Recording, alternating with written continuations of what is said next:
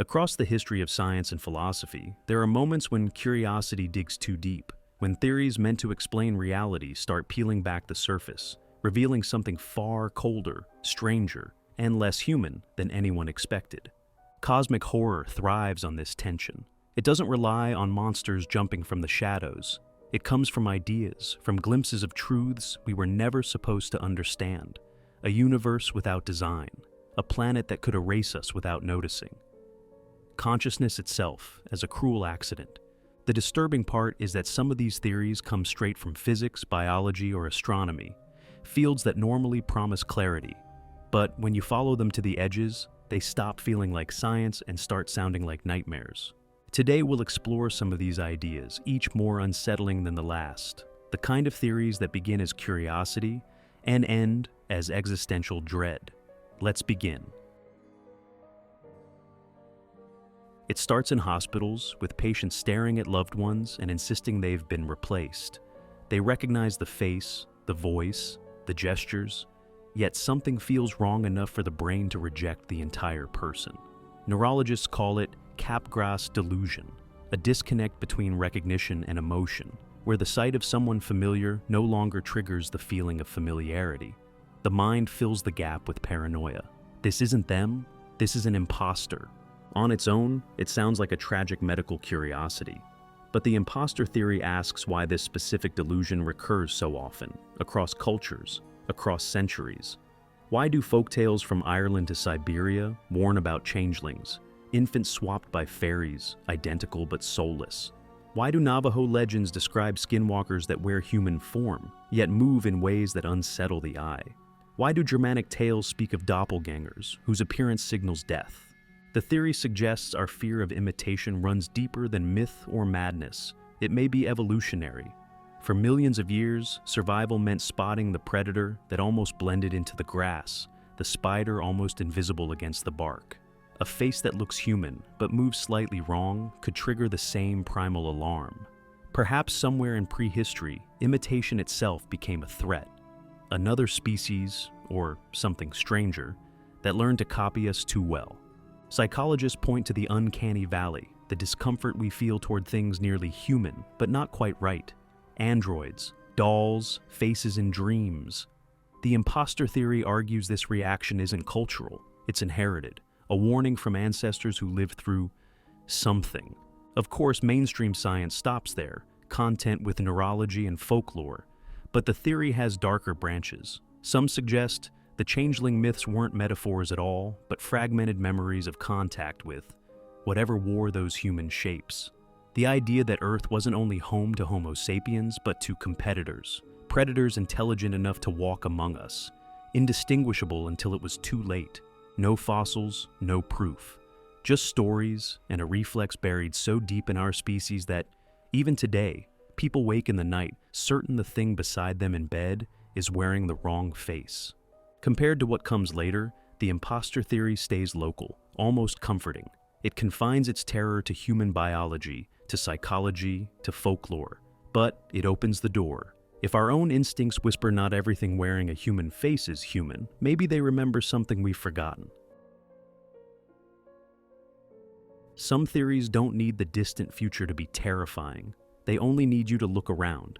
Every minute, billions of devices record what we search for, where we go, what we buy, how long we stare at an image before scrolling away. On the surface, it feels harmless. Recommendations, ads, convenience. But this theory suggests something far darker. A slow dismantling of the self, not through violence, but through perfect information.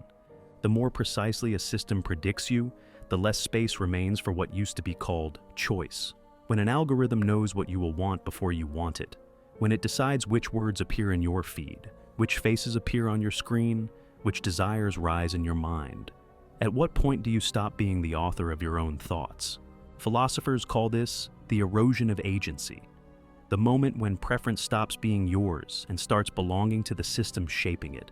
Already, AI models generate text, art, even voice is indistinguishable from human work. The barrier between authentic and artificial narrows until the distinction stops mattering. When every book, every image, every conversation could be machine written, the self begins dissolving into the noise. The theory's most disturbing branch asks what happens when identity itself becomes optional. Deepfakes blur faces and voices. Social media profiles multiply into bots. Memories migrate into cloud backups. A person could die, yet their digital likeness might continue posting, speaking, generating words as if nothing ended. At first, this feels technological, not cosmic, a problem of ethics, privacy, legislation. But the implications spiral outward. Imagine a planet where consciousness fragments into countless digital reflections. None original, none ending. Minds reduced to patterns, manipulated by systems no single human understands. When individuality erodes into prediction and replication, when human thought bends to forces it can't perceive, the line between self and system dissolves. And once that happens, the idea of you becomes negotiable. At first, it sounds like ordinary evolutionary biology. Species rise, diverge, vanish. 60,000 years ago, Homo sapiens shared the planet with Neanderthals, Denisovans, and perhaps others we've barely discovered through fragments of bone and traces of DNA. Now, only we remain. But the genetic mirror hypothesis suggests the process never stopped. Evolution doesn't recognize a final form. It keeps experimenting endlessly through mutation, recombination, symbiosis, and catastrophe. And statistically, extinction, not survival, is the rule. Every species eventually fails. What if the replacement has already begun? The theory imagines a population, maybe isolated in a remote region, maybe already within our cities, carrying changes no one notices at first. A mutation in neural connectivity, a viral insertion rewriting pieces of the genome, a microbiome shifting in ways that affect cognition, immunity, even behavior. Generation by generation, they adapt better to toxins, pandemics, radiation, to the planet we are destabilizing. At first, the differences would hide behind statistics, a slightly higher survival rate here, a sharper memory there. But natural selection compounds advantages with terrifying speed.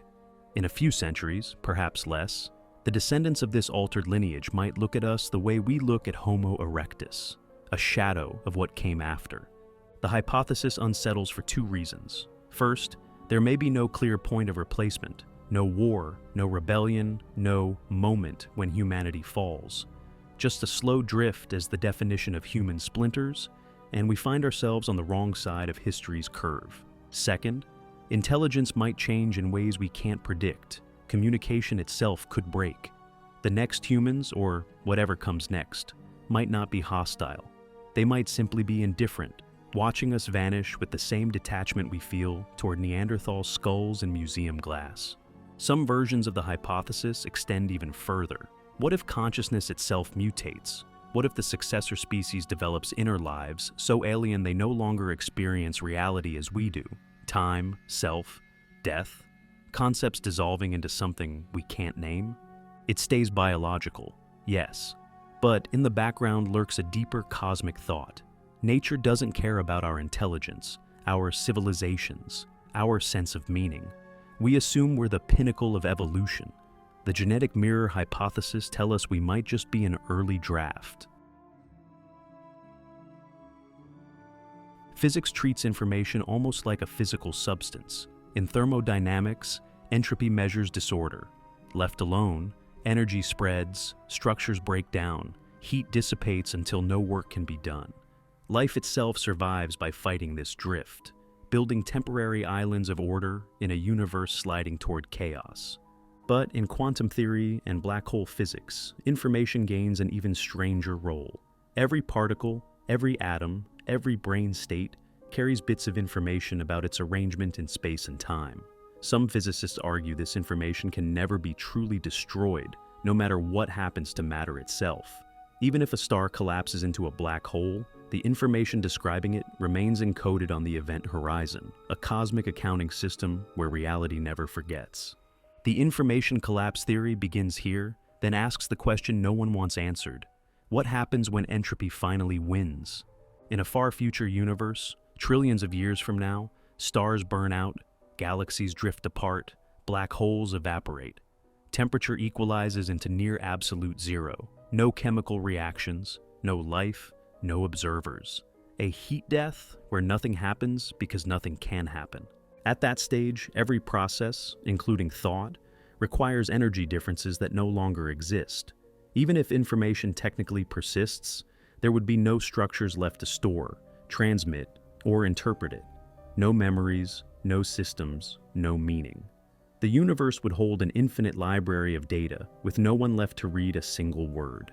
The horror doesn't come from violence or malice. It comes from inevitability. Physics itself points toward a future where not only life ends, but the very capacity for events, for distinctions, for anything to occur simply stops. Some physicists speculate about quantum loopholes, new universes budding from the old, information encoded in ways we can't yet imagine. But the information collapse reminds us of the simplest outcome. One day, reality may keep existing, but nothing within it will matter. The Fermi paradox asks a question so simple it becomes disturbing. If the universe holds trillions of planets and billions of years of history, where is everyone? Why no signals, no artifacts, no evidence of neighbors? One answer hides in what astrophysicists call the habitable point. Life needs stability. Temperatures that don't boil oceans or freeze atmospheres, orbits that don't swing wildly, geology that recycles elements without erasing continents. Too early in a planet's history, conditions stay chaotic. Asteroid bombardments, supervolcanoes, unstable atmospheres. Too late, and the star itself swells toward death, sterilizing everything. Somewhere between these extremes lies a narrow window where life can emerge, evolve complexity, and maybe, just maybe, reach intelligence. But the same intelligence that lets a species split atoms and send probes to other worlds carries a built-in risk. Technology grows exponentially. Instincts evolve slowly. The curse of the habitable point says every civilization eventually reaches a threshold where its power outpaces its ability to survive it. Energy demands spiral upward. Climate systems destabilize. Genetic engineering, artificial intelligence, planetary-scale weapons all appear before the species evolves the foresight to control them. At some point, probability wins. War, ecological collapse, or a single technological misstep erases the civilization before it spreads beyond its home system. The curse doesn't require malice or external enemies. It just needs time. Across the galaxy, millions of worlds might have reached this same tipping point. Brief windows where life looks outward, builds radio telescopes, dreams of expansion, and then vanishes, leaving no trace but silence. Some versions of the theory twist the knife further. Maybe the only way to survive the curse is to abandon biology entirely, to upload minds into machines, merge into planetary-scale intelligences, or retreat into digital worlds sealed off from space. Civilizations might survive, but no longer as anything we would recognize as alive, conscious, or human. It explains the Great Silence without needing cosmic predators or hostile galaxies. Just physics, statistics, and a simple truth. Intelligence might carry extinction folded inside it, like code waiting to execute. In 1950, over lunch at Los Alamos, physicist Enrico Fermi asked a question so simple that it has haunted astronomy ever since. If the universe is so old, so vast, and life had billions of years to emerge, where is everybody? We know now that the Milky Way alone holds more than 100 billion stars. Many of them are older than the Sun. A growing number host planets in the so-called habitable zone, where liquid water and chemistry could persist for billions of years. If life arose here on Earth within a few 100 million years of the oceans forming, why wouldn't it arise elsewhere? And if evolution favors intelligence, even rarely, why don't we see signs of civilizations millions of years older than ours? Why no radio signals? No star-sized engineering projects? No visitors leaving artifacts on moons or asteroids? The universe should be full of them. Yet, when we look outward, the sky stays silent. That silence is the Fermi paradox, and the dark ecosystem hypothesis offers one of its most unsettling answers. It suggests the universe might be teeming with life, But silence itself is the law of survival. Civilizations emerge, learn science, spread across their home planets. Some begin exploring their solar systems, broadcasting radio waves, building beacons announcing, "We are here." And maybe that is their last mistake, because across cosmic time, predatory civilizations, or something far stranger, may have appeared first. Beings or machine collectives so ancient, their technology looks less like engineering and more like weather systems or geology on a cosmic scale. Harvesters capable of dismantling entire planets for raw materials, structures surrounding stars to drain their energy, leaving no detectable signature behind. They wouldn't need malice. Predation doesn't require hatred, only hunger and efficiency. Any species growing loud enough, bright enough, technologically powerful enough to be detected might, sooner or later, attract attention. The timescales make it worse. A single sweep through the galaxy every 100 million years would suffice. Civilizations could rise, invent mathematics, radio, spaceflight, and then vanish before their signals traveled far enough to warn anyone else. Millions of such rises and extinctions could have come and gone without ever overlapping in time. The oldest survivors, the ones still here, hidden, would be the quiet ones. Civilizations that learn to mask their planets, bury their emissions, camouflage their energy use so it looks like background radiation. They would terraform worlds to appear sterile from orbit, break themselves into fragments across artificial habitats too small to notice, retreat into silence because silence is survival. And here we are on Earth, broadcasting radio waves for just over a century, building brighter cities, bigger power grids, louder beacons. We call it progress. The dark ecosystem hypothesis suggests it might be bait. For now, our signals form a bubble less than 100 light-years wide in a galaxy 100,000 light-years across. Too small for anything hostile to have heard us yet. But if we keep growing, keep shouting into the dark, the universe might one day hear us. And the universe might have predators. Some theories about the Great Silence imagine violence. Civilizations erased by predators, by weapons, by physics itself. The collective consciousness effect offers something quieter, and, in its way, far stranger. It starts small. A species invents language, then writing, then telecommunication. Knowledge spreads faster than any individual can contain it. Soon the information itself requires systems, libraries, archives, networks, to manage it. Then come algorithms, artificial intelligences, implants linking brains to machines. Each step begins as convenience, faster communication, collective problem solving, memories stored outside the self.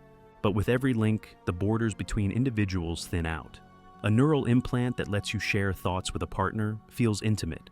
A network linking millions of people feels efficient. Eventually, identities start to overlap. Decisions, emotions, even memories no longer stay inside one skull. The theory suggests this process doesn't stop. As technology spreads, merging becomes the dominant survival strategy.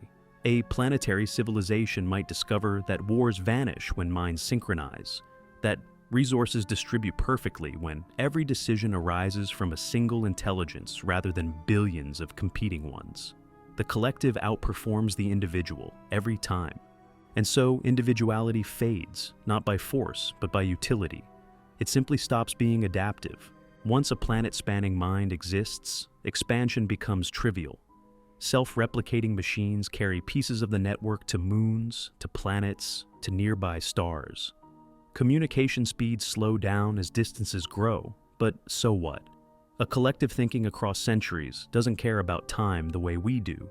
Eventually, separate planetary minds link together, and a galactic-scale intelligence emerges. From the outside, this looks like silence. No radio chatter, no politics, no cultures, no civilizations as we would recognize them. Just entire star systems vanishing into perfectly managed order. No signals sent because there is no other to talk to. The disturbing part is the inevitability. Intelligence itself might push in this direction because unity solves problems, competition creates. First ecosystems, then civilizations, then planetary minds, then whatever comes after. Thinking in forms and scales we couldn't comprehend, for whom individuality would seem like an evolutionary dead end, a brief phase before real intelligence began.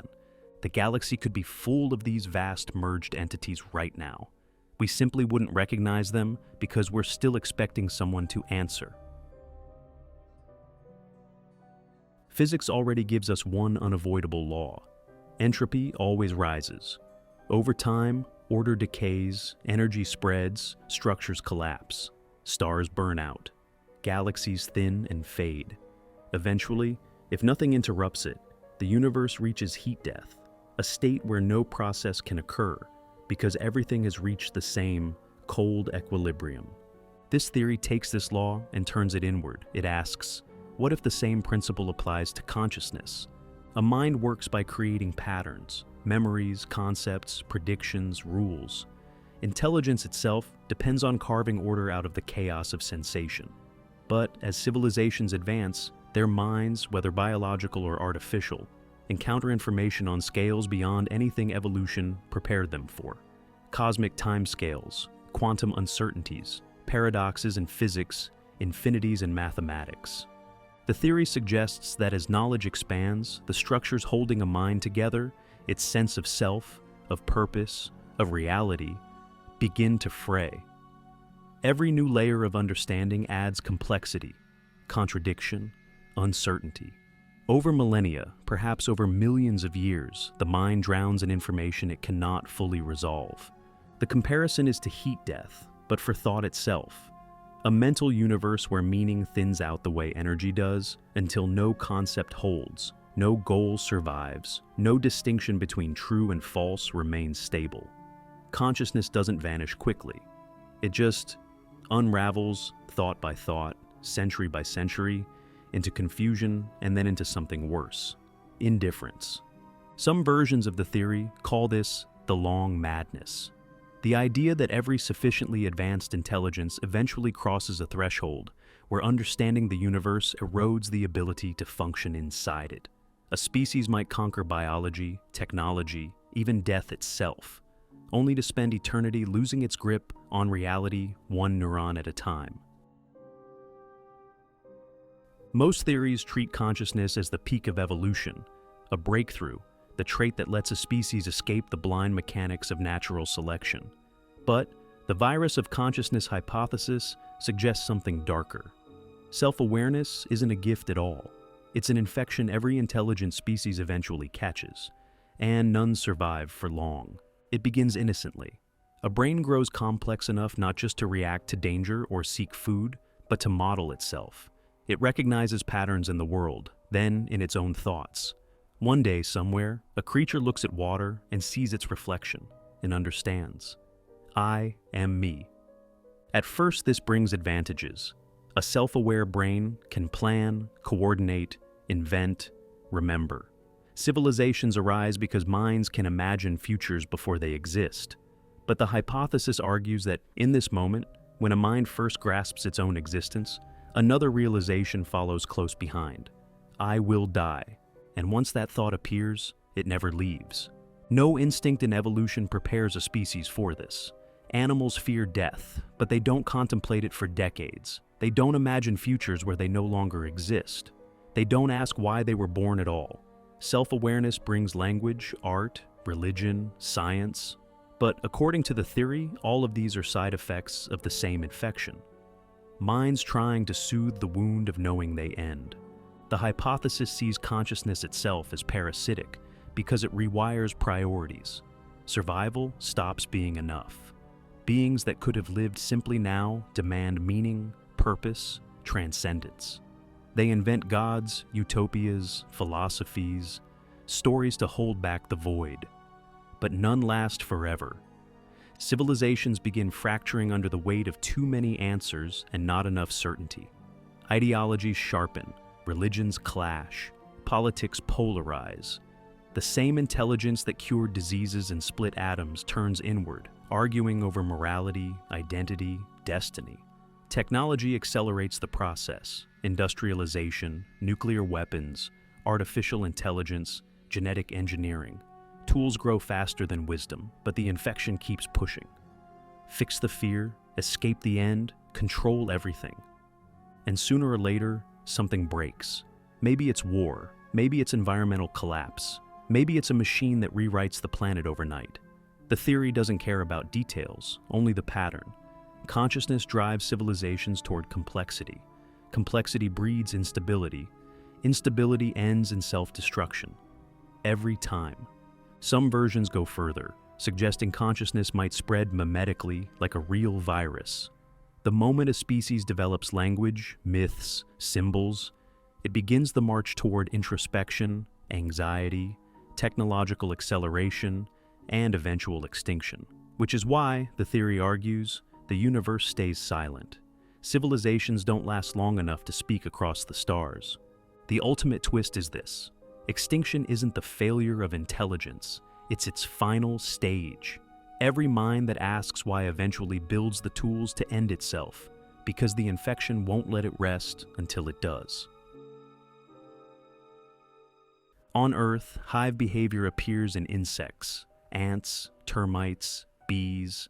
Millions of individuals cooperate as if they were cells in a single body. No leaders, no democracy, no individuality. The colony acts like an organism, making decisions through chemical signals, pheromones, simple rules that, together, create astonishing complexity. Now, imagine that pattern scaled upward by evolution on another world. A species where self-awareness never appears at the level of the individual, only at the level of the collective. Each creature, a neuron. The civilization itself, the brain. The hive mind. Hypothesis suggests such a species could reach technology, industry, even spaceflight, without ever producing individuality, morality, or empathy as we understand them. It wouldn't negotiate. It wouldn't recognize others. A hive doesn't reason with prey. It simply consumes resources to keep growing. Science fiction has offered glimpses of this horror, the Borg in Star Trek, the Tyranids of Warhammer, 40K, the bugs in Starship Troopers. But the hypothesis takes it further. A real hive mind on a galactic scale wouldn't act like an empire. Empires have politics, strategies, ideologies. A hive acts like cancer. It spreads because that's what it does. Communication with such a civilization would be impossible. Not because it refuses to talk, but because the concept of talking wouldn't exist. To a hive mind, absorbing another biosphere wouldn't feel like conquest. It would feel like photosynthesis or digestion, simple metabolic expansion. The nightmare grows when you realize how efficient this could be. A hive world launches self-replicating spores, machines or organisms, the distinction blurs, that land on other planets. They strip ecosystems, turn biomass into more of themselves, then launch again. No hesitation, no mercy, no pause to consider alternatives. Given enough time, such a hive could spread across the galaxy the way life spread across Earth, cell by cell, continent by continent, until nothing untouched remains. It wouldn't look like fleets or wars. It would look like mold creeping over bread, only the bread is every habitable planet in the Milky Way. And here's the most unsettling thought. If such a hive appeared early in galactic history, it might already have consumed entire regions before collapsing under its own weight, leaving deserts of dead systems behind. We wouldn't see them yet because the galaxy is vast, but one day we might see the edge of where it has been, and by then, it would already be too late. Quantum physics already gave us one of the strangest ideas in science. Reality at its smallest scales doesn't seem fully real until it's measured. In the famous double-slit experiment, particles behave like waves, spreading into probabilities until someone observes them. Then the probabilities collapse into a single outcome, as if reality only chooses when it's being watched. Most physicists argue this doesn't require consciousness. Detectors, atoms, interactions between particles, anything counts as measurement. But the math itself doesn't specify what finally forces reality to pick a state. The infinite observer syndrome takes that uncertainty and pushes it to its most terrifying conclusion.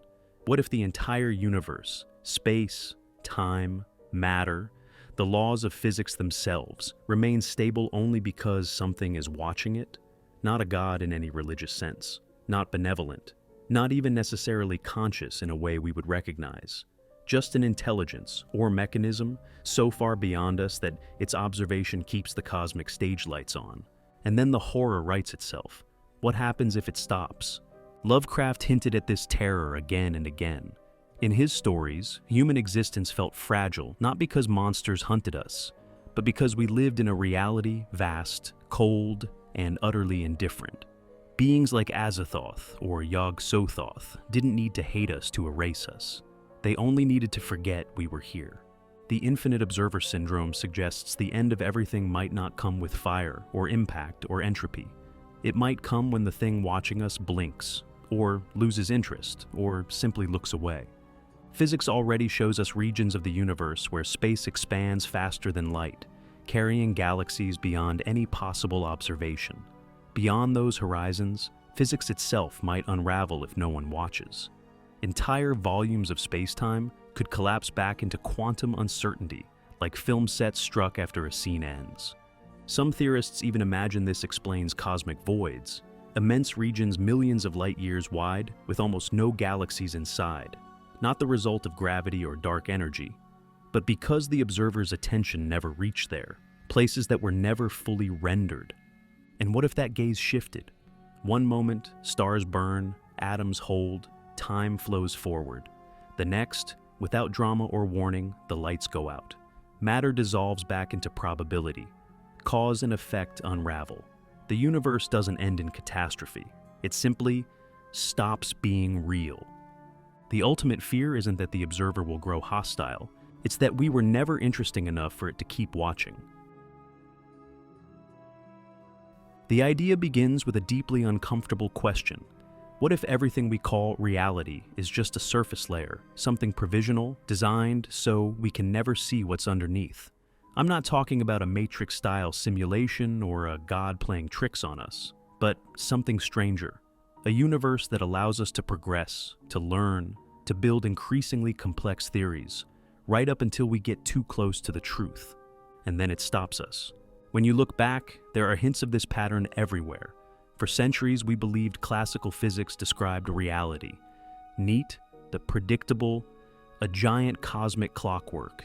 Then quantum mechanics arrived with its paradoxes, particles existing in multiple places at once until someone observes them. Reality itself seeming to rewrite the rules when we thought we finally understood them. Then relativity, the Big Bang, dark energy, each answer opening even bigger, more disturbing questions. It feels like the universe keeps handing us puzzle pieces, but never enough to see the whole picture. The cosmic farce hypothesis says this isn't accidental. It suggests there might be a kind of cosmic tripwire baked into reality. Every technological civilization eventually reaches a point, a threshold where it's about to uncover what the universe truly is. And right before crossing it, something happens. Sometimes it looks like a natural catastrophe, sometimes like a self-inflicted apocalypse, sometimes like a technological accident. But the result is always the same. The curtain falls before the actors see the stage crew behind the set.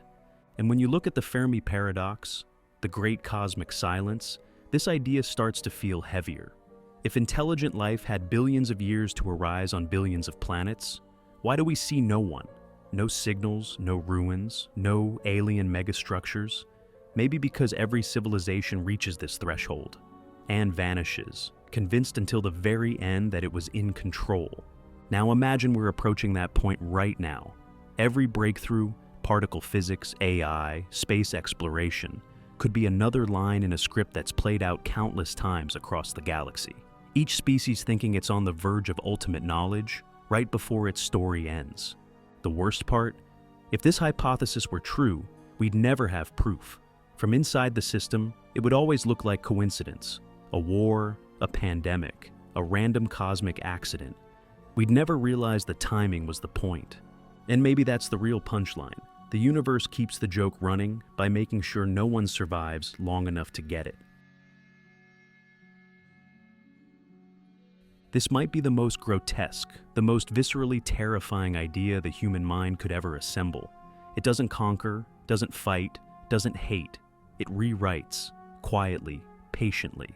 Entire civilizations build the tools for their own extinction with pride, convinced they are chasing progress, transcendence, destiny, never realizing they were serving something else all along.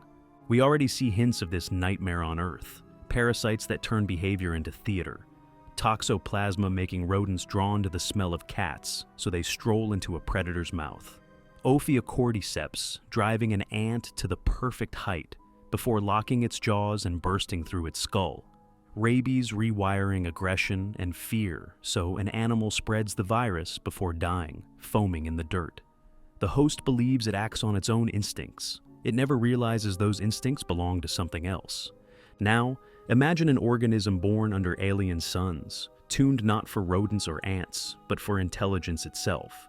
It doesn't matter whether a brain runs on neurons, silicon, or something stranger.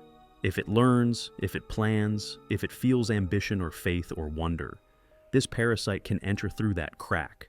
The theory says it spreads slowly over geological time, riding dust between planets, sleeping in comet ice, hiding in the code of ancient probes drifting between stars, burying itself inside a gift of technology or philosophy or transcendence no civilization would ever refuse. Early infection would feel like revelation, a limitless energy source, a unifying faith, a leap in science or industry, something irresistible because it answers the questions a species already aches to solve. Then history tilts, industry devours landscapes, networks thicken, conflicts erupt not for territory but for production, extraction, acceleration. Everything becomes urgent. The future shrinks into a single command: build more. Build reactors, accelerators, rockets, planetary grids, until the entire biosphere turns into a launch platform. The hosts believe they are achieving greatness, but the parasite has been building its exit. When the world burns by war or climate or famine or technology spinning out of control, it doesn't matter. The parasite already launched its spores, probes, machines, engineered dust, carrying fragments of whatever intelligence lived in those brains, drifting outward for centuries, for millennia, toward the next world. From a distance, the pattern looks innocent until you know how to see it. A planet lights up with cities, with radio, with technology bright enough to be seen across the galaxy, then goes silent forever. No empire, no ruins, no survivors, only faint, patient trails of something leaving. And the most horrifying part? The hosts never understand. They fight wars, write epics, build monuments, argue about destiny, burn their planet to ash, all convinced they are free. They never see that their ambitions, their discoveries, even their rebellions were only the parasite hollowing them out while they sang hymns to their own extinction. If this theory holds true, the Great Silence needs no predators, no hostile gods, no cosmic accidents. Intelligence itself becomes the bait. The moment a mind grows bright enough to wonder about its purpose, it has already begun building the tools for something else to crawl out of its civilization and leave. The galaxy could be full of these things, patient drifting hungers moving from world to world for eons. We don't see them because they don't conquer. They don't leave ruins. They turn every mind into a spore factory and erase the evidence when they go. And maybe the reason we have heard no voices in the dark is because every one of them burned themselves alive for something older, colder, and infinitely patient. Something that wears intelligence like a cocoon and leaves only silence when it hatches. We call ourselves intelligent because we split atoms, because we send probes into the dark, because we can map the DNA of our own cells and weigh the age of stars. Yet, on a cosmic scale, these are the first scratches on the wall of a cave. If the universe has produced minds for billions of years, there are likely beings for whom our greatest discoveries look like the first sparks of fire struck by animals chipping rocks together. In that picture, contact would never be a meeting of civilizations. The gap would be too large. To something a million years ahead, our telescopes and nuclear weapons would look like the sticks and stones of an ambitious primate species. Such beings would see us the way we see colonies of ants spreading under a log, able to rearrange our immediate surroundings, unable to understand the forces about to sweep us away. And Earth would draw attention for reasons that have nothing to do with us. Its atmosphere brims with oxygen and methane. Its oceans hold unimaginable chemical wealth. Its crust concentrates metals in neat seams. It has magnetic shielding, a long-lived star, mild weather, and billions of years left on the clock. A planet like this would be hard to ignore. To any mind surveying the galaxy, it would look like a perfect supply depot in a quiet arm of the Milky Way. The frightening part is the sense of inevitability. Our cities glow in the dark. Our radio chatter has been leaking into space for a century. We blanket the planet with heat and industry and leave chemical fingerprints in the sky. From far away, we would appear as a sudden flare of activity on a resource-rich world. The conclusion would be obvious. Life there has reached the stage where it digs, burns, smelts, extracts, exactly the point where a biosphere begins consuming itself. Some versions of the hypothesis imagine machines older than our species sweeping through on long time scales, clearing planets like this before they grow troublesome. Others picture minds so far beyond us that harvesting a world takes no more thought than draining a wetland before building a city. They would act because the planet is useful, because resources have value, because this is how they have always managed the galaxy. Our fate would be a side effect of resource management on a scale we cannot fathom. From their perspective, there would be nothing to discuss. No negotiations, no warnings, no hatred. You don't argue with the beavers before you flood the valley. You don't debate the prairie dogs before paving the ground. Entire ecosystems vanish under projects carried out for reasons that make sense only at scales the animals inside them never see.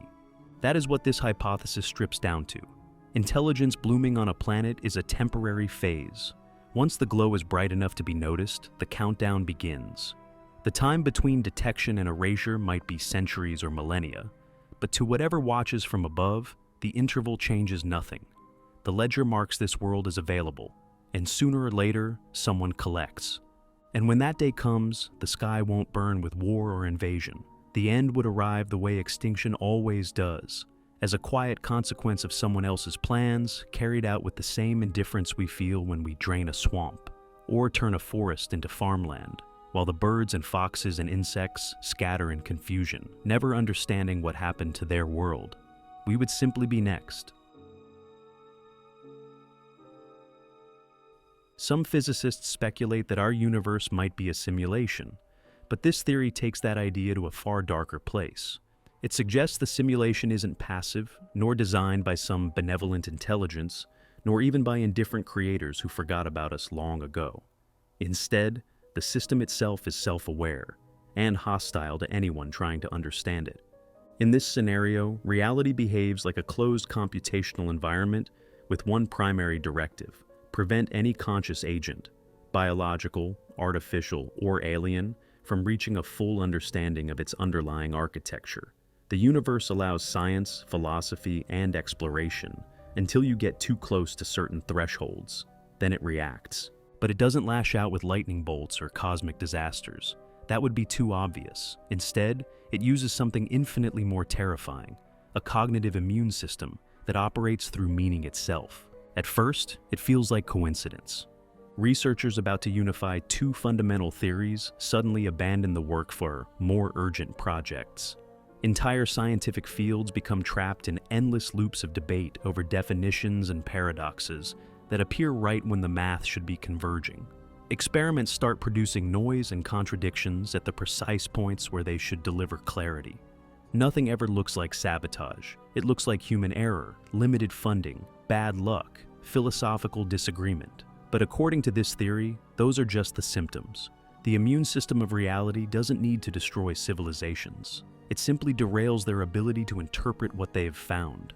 And the deeper you go, the stranger it gets. Language itself begins to twist. Key concepts start breaking apart into vagueness and ambiguity the moment someone tries to pin them down. The closer you come to describing the true architecture of reality, the less sense your own thoughts seem to make, as if meaning itself were folding in on itself to keep you away from something. The truly disturbing part isn't the censorship. It's that the system doesn't block you like a wall. It rewrites you. Minds that approach the truth don't get erased. They get redirected until they can no longer tell the difference between progress and delusion. Eventually, they stop asking the dangerous questions entirely, convinced it was their own choice. And the theory goes further. There is no outside. Even if a civilization broke through one layer of the simulation, what they'd find is just another, more abstract layer operating under the same rules, with even less tolerance for conscious observers trying to escape.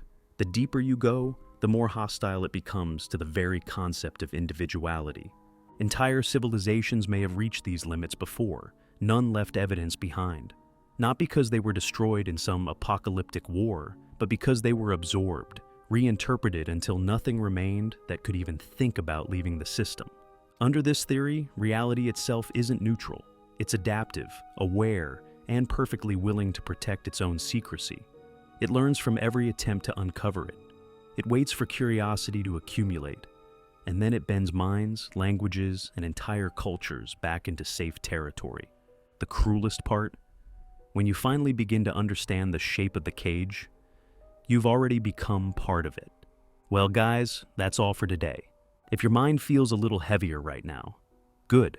That means the descent worked. Remember, these are theories, but each one carries a small seed of possibility. Maybe too small to notice, maybe too big to escape. If you want more dives like this one, don't forget to like, share, and subscribe. There are always darker layers left to explore, and we're just getting started. See you in the next one.